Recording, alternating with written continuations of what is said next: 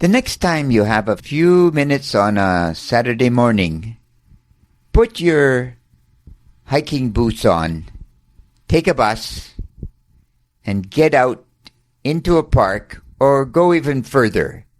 Go to a forest and walk around. Commune with nature. At the higher elevations, even better. Get up into the mountains. Smell the fresh air. Hear the bees flying, the birds twittering. Feel the wind upon your face. Why? Well, the simple answer is because we are less and less inclined to acknowledge that we are natural beings. We have all come from nature. When we left the Rift Valley in modern-day Ethiopia 100,000 years ago or so, Homo sapiens began to march and eventually populate the entire earth. We had a direct connection with nature, of course. And slowly we began to gravitate towards communities, and those communities became safe, and ultimately the communities lent themselves to cities. Today, for example, in North America, close to 80% or more of the population actually lives in cities.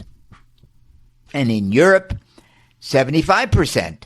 Gosh, Asia we're doing slightly better, 55% or so.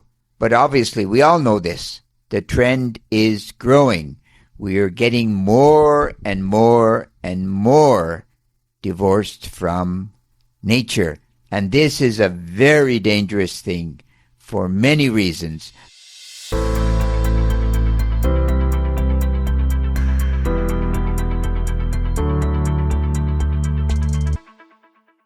The first reason is that we can trick ourselves, and we think somehow that our natural environment is the city, because we can easily run to the store and buy whatever provisions we want, right? Whatever we want. But in many environments, you have 2 days' worth of food in the local store.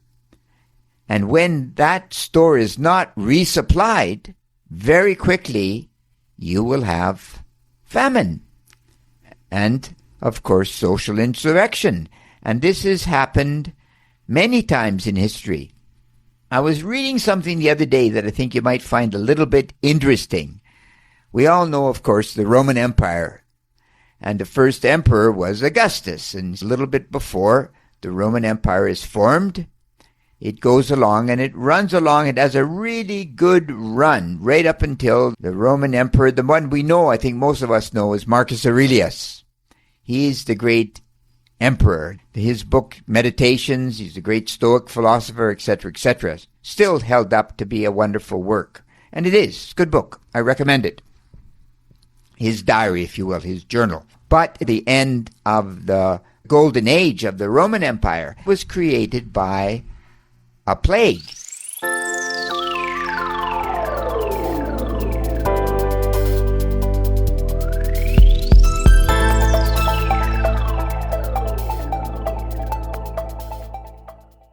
The so-called Antonine Plague, which went on for about 15 years. Now, he died in 180 AD, and the plague was not yet over. His son, Commodus, kind of a horrible man, supposedly, bad emperor, but also he had to contend with the plague. What happened during the plague? 25% around of the Roman population died, which meant, of course, less people in the army, protect the frontiers, less people to produce food, to do commerce. You know, you can see the story. So obviously, the plague was created because of urbanization. The Roman legions had perhaps gone into the east, fighting Parthia in modern-day Iran. They came back, brought the disease with them. They marched around in urban centers, triumphal marches in the capitals and in Rome. People came out to see them, spread the plague. The way it goes. So this could all, in a certain sense of the word, happen again. So we cannot be too smug. And yes, we live in a modern world and modern medicine, and we protect ourselves and we have better hygiene, all of those things, for sure. But we still are, once again, natural people. So it behooves us to have a real understanding of Gaia, of Mother Earth, and our contribution to Mother Earth. Truly, without any question at all, we cannot fool ourselves. You know, I was driving the other day and I passed a man and he just rolled down his window and tossed some garbage out of his window onto the ground and drove away. And I thought, gosh, if it had been a little bit faster, I could have said to him, hey, what are you doing? But, of course, missed the opportunity. At least this is my excuse. Right? Because I try to say, if at all possible, to people, please be careful, as I'm sure we all do.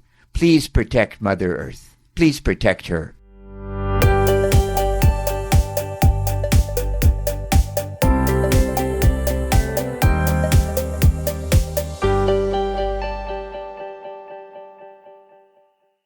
So, get out in the environment.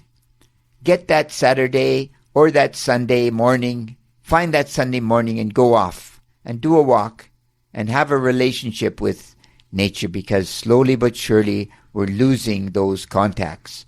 And once again, as I documented with the Antonine Plague and COVID-19 in that sense, could all happen again. And we don't want it to happen again, and God willing, it won't happen again. But if we can understand that we are natural people, then we will really be serious about protecting the earth, won't we? For sure we will. We will be careful with what we do. And you know what they say. You know what they say. Critical thinking is everything if we're going to protect the earth and ensure that life goes on. And critical thinking is great. Truly great. You take care. God bless. Bye-bye.